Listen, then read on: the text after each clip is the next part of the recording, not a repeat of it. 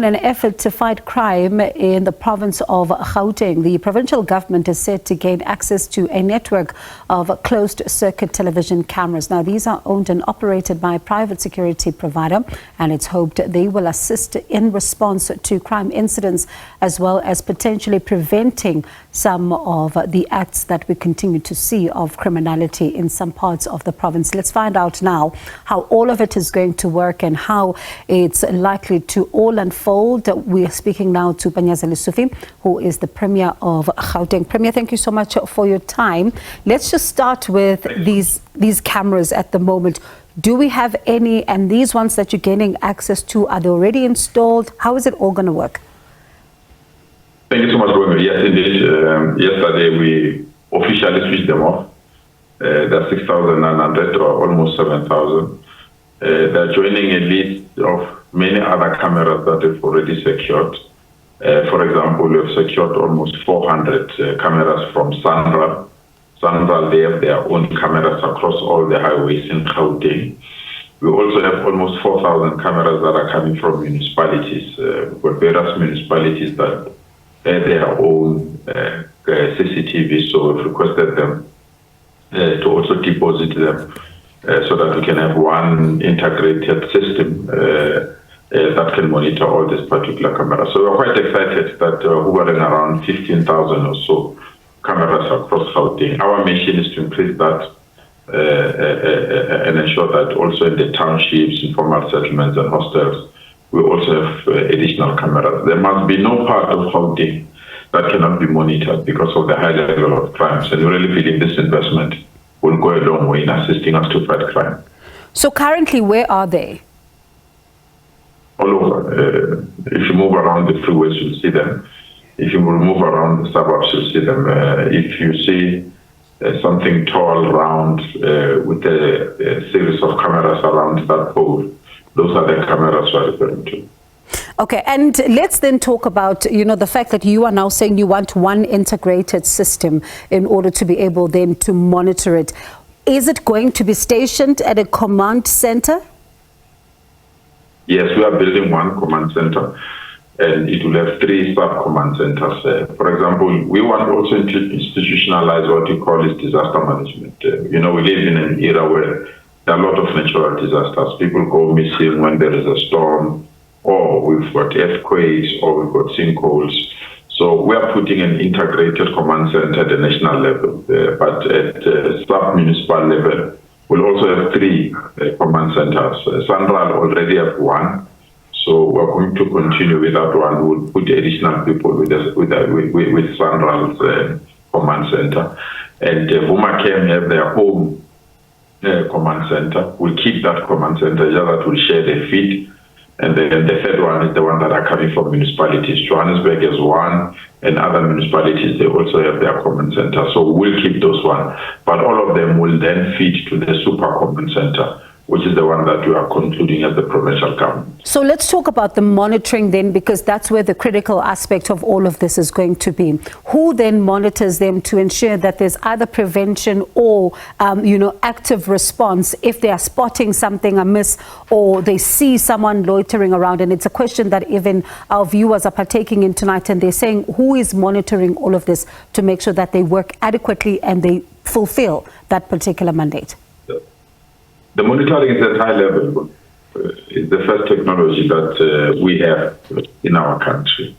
There are 3 forms of monitoring. The first one is the human beings, where you've got human beings at the command center. The second one is the motor vehicle of law enforcement agencies, which simply means all the cars of the traffic corps, the police, our wardens, private security firms will have these cameras in their cars, so they are also monitoring them at an area level.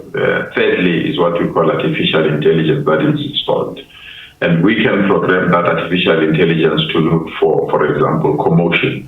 If there is a commotion, if even the person that is watching don't see that commotion, the camera will automatically notify that there's a commotion. If you are looking for a rifle or a gun, if the cameras pick up somebody carrying a gun, they'll automatically notify us. If you program it to say, if you see more than 8 people gathered, the camera will automatically count and notify us that we are seeing 10 or 100 people gathered here, so that we can be in a position to follow that gathering and see what here. So it has those aspects, and we really believe this aspect that we need, because even if somebody knocks you down and run away, and we only caught up that they're wearing an earring on their left ear, we can then program the camera to check for somebody that is having an earring on the left ear, and then we'll be in a position to track that person immediately within seconds. So it's very sophisticated. It's a technology that is advanced, that is used in various countries. And we are pleased that we have finalized this partnership with FUMACAM so that we can utilize this technology to track crime. And with technology, of course, also comes some concerns. I mean, one thinks about the Protection of Personal Information Act, for example. So this particular information that has been collected on a daily basis, let's say not even for someone who's committing a crime, how then is it stored? How people can, how are people sure that their data will be safe? But pleases us that all the institutions that we are working with, from FUMACAM, Sandra, they've got authorization from the information regulator. And that's the reason why we entered in this kind of thing. It's one of the pre-requirements, because we don't want this information to be misused. And also, I don't want this information to land in the hands of wrong people. Even the people that are working within all these institutions, they're going through vigorous vetting.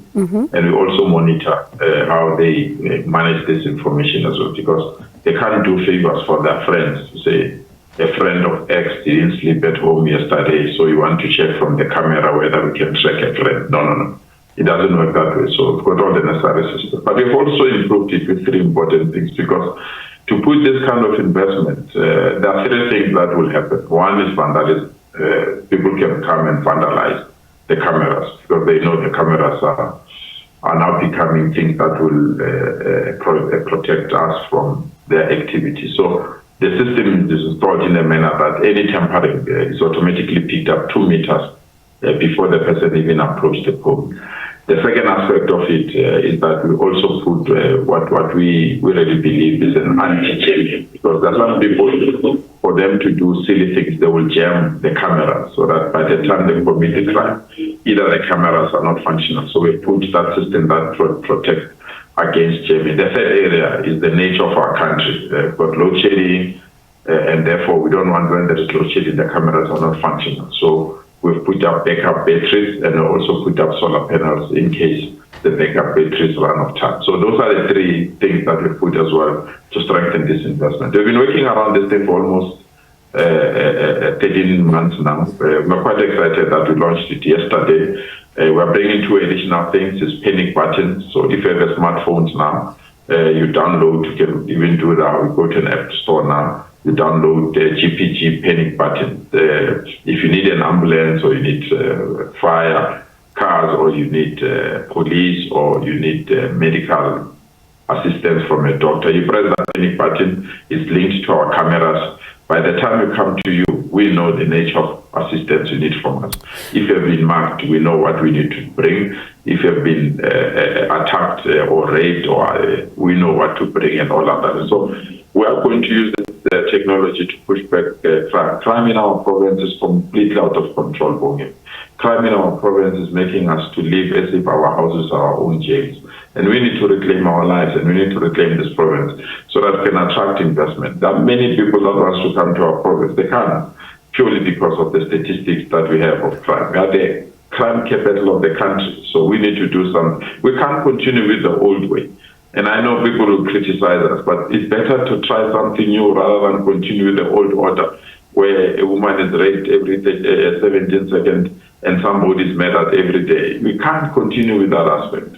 And I suppose then, as a final question, very briefly, there are some of our viewers tonight who are asking a question, who are saying, well, they, are looking at this, and as you say, it's a new way of trying to see if, in fact, you can get the problem of crime under control. But there are others who are saying that your technology is as good as the people who are operating it. So how then do you safeguard that to ensure that the people who are working there are not the ones that are found to be tampering and aiding criminals as well, in order to be able to cheat the system somehow? Yeah, sure. besides the artificial intelligence that has been loaded in this system, which is almost 95%, the human part is 5%, but that 5% needs to be managed as well. Actually, we are moving to an era where we really believe that can be 100% artificial intelligence, that these cameras can control themselves and these cameras can send the information that you need. But you still need a human element there and there. And those people that are working with that are under heavy surveillance, but their vetting system as well is out of this world. We really believe that we got the necessary people that will assist us to manage this. But this information is also in the hands of law enforcement agencies so that they can have the evidence immediately. They don't have to call another third party to download the video or play. They can do that from their handset or from their car and ensure that they intervene and assist people. And we know who's nearest to the scene. If something happens to you where you are, we'll know how many cars are nearest to you from the private security companies. The good thing is that all private security companies have agreed to participate in this program. So you've got 10,000 private security companies, you've got almost 50,000 policemen, we've got 6,000 wardens, you've got traffic cops from each and every municipality. So if the camera picks up something, you've got an army of almost 200,000 people that can respond and assist you. And this, we really believe, will go a long way in pushing back the frontiers of crime in our province. All right, let's see then, how it all unfolds and how it's going, and we catch up and see if it is indeed yielding the desired outcome. As you say now, you are closer to 15,000 cameras across the province of Gauteng, and this is part of the crime fighting efforts, and we'll continue then to monitor it and see then, Premier, as time goes on, and hopefully catch up with you and see how things are going, and also just get a sense from you on the ground what has been your experience in this particular regard. That was Panyaza Lesufi, Gauteng Premier.